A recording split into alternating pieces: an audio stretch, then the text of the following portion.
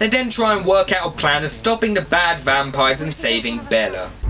Belle, you are my life now. How is she your life? You've been alive 100 years, and you've known her for a week at tops.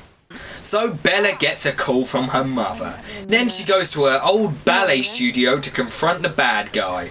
But dying in the place of someone I love seems like a good way to go. So it's a good thing you're gonna die because at least you had Edward for a brief amount of time? What a load of bullshit. Everyone makes fun of me.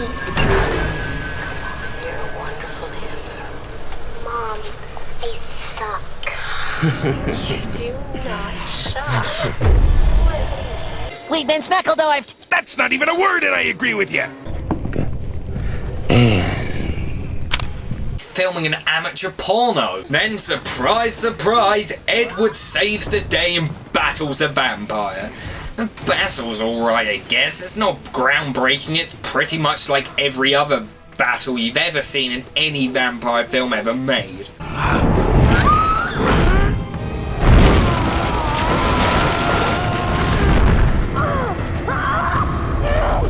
Hooray, she's finally having the seizure!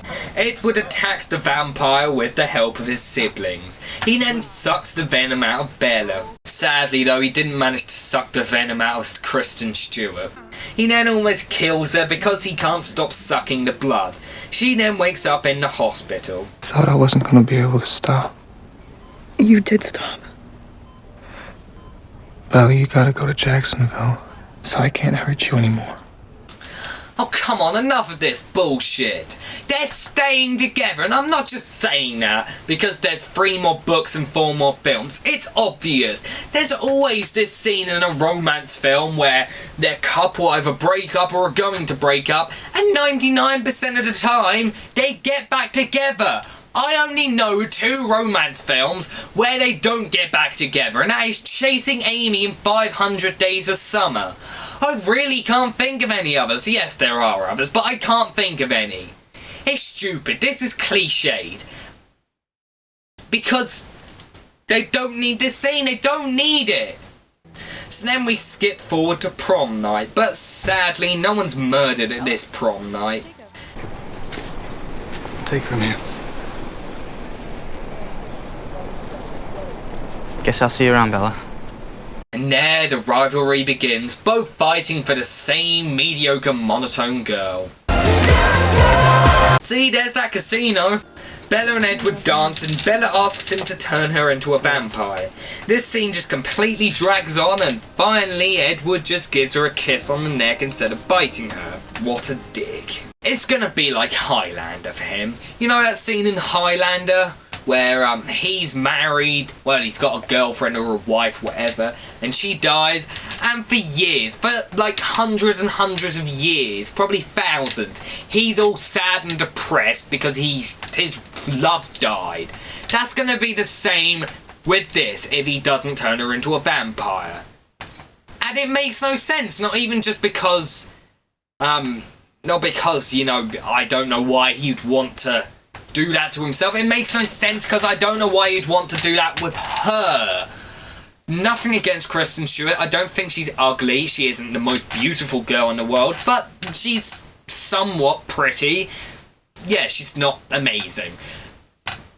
Bella, on the other hand, is the most uninteresting character I think I've ever seen in anything ever made. There is nothing good about her. She isn't. She's got no personality. She's just bland. Kristen Stewart's a terrible actress. Well, she's not that bad in some things, but in this she's horrible. The character is awful. The character really is terrible, and it makes no sense that 2 boys are fighting for her when there's nothing good about her. There's no personality, nothing that makes her any different from any girl ever. She's pretty much quite shy in some moments of the film, yet she has 2 boys fighting for her. In fact, she has friends. She has friends and she barely ever speaks to anyone. In the film, basically all she says is hi and shit. And yet she's popular somehow. This makes no sense. Why? You couldn't have written a better character? I mean, Jessica, played by Anna Kendrick, is more fleshed out than Bella, and she's in the film for 10 minutes. Bella is in nearly every scene for the entire 2 hours. This is stupid. I don't see what it is that makes Bella such a fucking role model. No one will surrender tonight. But I won't give in. I know what I want. I know what I want, and that's for this film to end.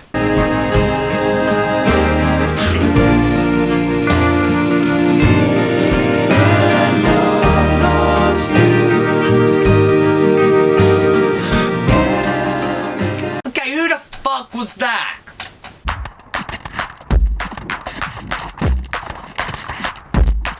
Oh, finally, my manhood can be restored for a bit. Do we have to review the other films? I mean, Twilight wasn't the worst film I've ever seen. It wasn't the best movie I've ever seen. It was... nah. It wasn't horrible, but it wasn't great. The acting is terrible, the writing's even worse, the love story is absolutely laughable, and the film as a whole is stupid. It's terribly paced, incredibly boring, and did nothing but ruin vampires. Apparently the film is worse than the book. Well, I'm probably completely ruining my dignity here, but I've actually read half the book, and to be honest, I can definitely see where people are coming from. In the book, there are a lot of interesting subplots that I actually kind of like, and the book developed a relationship between Bella and Edward quite well. Not perfectly, but still, it wasn't awful. The film ruins a lot of the things that made the book actually quite decent. The writer isn't bad at all. I mean, she was the executive producer of both The OC and Dexter, and even wrote episodes for them. And they're good shows, I think. Well, Dexter is for sure. I'm about 3 series and I'm really loving it. I haven't seen The OC though. And she was a writer in the so-called good series of Dexter. I don't know. Haven't seen the bad series yet, but I've seen the first 3, so... that's off topic. I'm guessing I'm just trying to stay away from Twilight.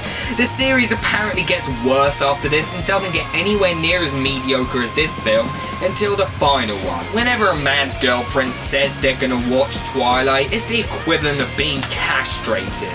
Although I do know someone who managed to get laid early on in the film and didn't have to watch the rest. I felt like I was being castrated while watching this film. It's so cringefully bad at points that it made this the longest review I've ever done. The script is over 7 pages long, which is the same size as my Cat in the Hat review. Maybe this means that I'm back on track with Hollywood Beatdown. I haven't really enjoyed the last few ones, that's why either they haven't been finished or they've been kind of short, but this one I really enjoyed myself. If there was one thing I was to praise for this film, it's that the music is really good. Paramore, one of my favourite bands of all time, and their song The Code is definitely my favourite song by them and one of my favourite songs of all time. So there's that. Twilight's incredibly mediocre, but the music was good. Right, I can be a man for a week. Fuck. I actually reviewed them. Oh, shit. You know what? Thanks for watching Hollywood Beatdown. I'm gonna go kill myself. I'll see you never again.